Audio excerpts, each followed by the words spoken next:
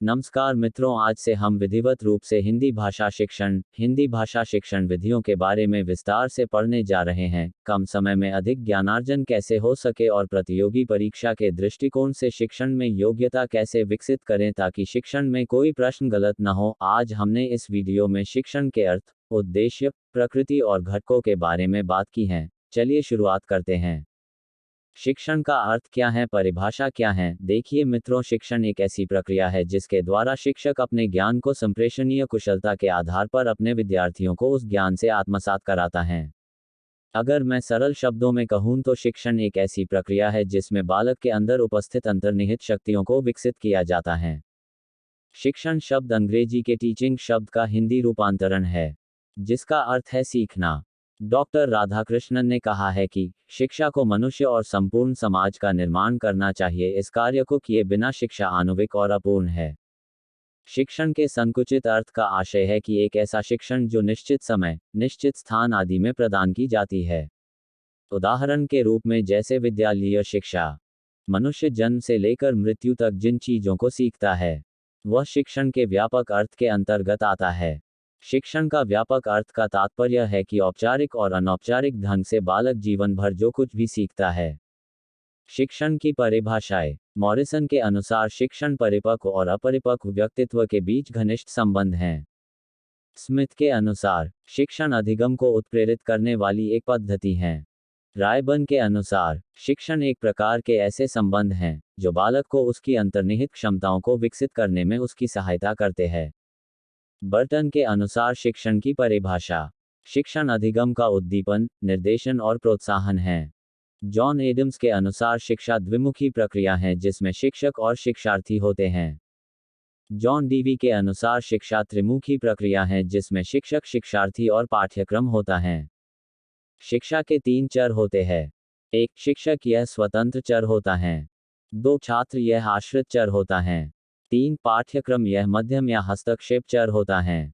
एक स्वतंत्र चर शिक्षण व्यवस्था का या शिक्षण कार्य का नियोजन या इस शिक्षण प्रक्रिया का परिचालन का कार्य एक शिक्षक के द्वारा ही पूरा किया जाता है, इसलिए इसमें शिक्षक को स्वतंत्र चर कहा जाता है। शिक्षक अपने शिक्षण कार्य का परिचालन सुव्यवस्थित ढंग से, स्वतंत्र रूप से करता है। शिक्षक को पूरी स्वतंत्रता रहती है कि वह अपने शिक्षण कार्य के नियोजन या प्रक्रिया के परिचालन को सुव्यवस्थित रूप से संचालन कर सके। 2 आश्रित चर, इसमें छात्र शिक्षक पर आश्रित होते हैं। छात्र शिक्षक के हिसाब से ही क्रियाशील होते हैं। शिक्षक द्वारा समझाने, नियोजन करवाने, व्यवस्था करवाना, परिचालन करना जैसे समस्त कार्य शिक्षक करता है और छात्र उस शिक्षक पर निर्भर रहता है। 3 हस्तक्षेप चर, यह शिक्षक और छात्र दोनों को आपस में बांध कर रखता है। यह सिखाने वाले और सीखने वाले के बीच में होने वाली एक अंतक्रिया या प्रक्रिया है और इस प्रक्रिया के बीच पाठ्यक्रम और शिक्षण विधियां मदद करती है। इस चर के द्वारा हम अपने शिक्षण कार्य के सही या गलत का पता कर सकते हैं और यह भी जान सकते हैं कि बच्चे को क्या जरूरत है और किस प्रकार से सिखाया जाए। शिक्षण की प्रकृति। शिक्षण एक अंतः प्रक्रिया है। शिक्षण अंतर्वैयक्तिक प्रभाव है जिसका उद्देश्य व्यवहार क्षमताओं को विकसित करना है। उद्धरण चिन्ह। शिक्षण शिक्षक एवं छात्रों के मध्य पारस्परिक संबंधों की स्थापना है। सीखने की उत्सुकता जागृत करना ही शिक्षण है। शिक्षक छात्रों के व्यवहार में परिवर्तन लाने की प्रक्रिया है। शिक्षण प्रक्रिया का मुख्य लक्ष्य सीखना होता है। शिक्षण एक सामाजिक प्रक्रिया है। शिक्षण एक उद्देश्यपूर्ण प्रक्रिया है। शिक्षण एक विकासात्मक प्रक्रिया है।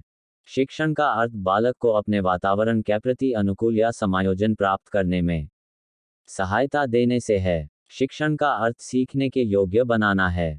शिक्षण का अर्थ मार्गदर्शन करना है। शिक्षण का अर्थ प्रेरणा प्राप्त करना है।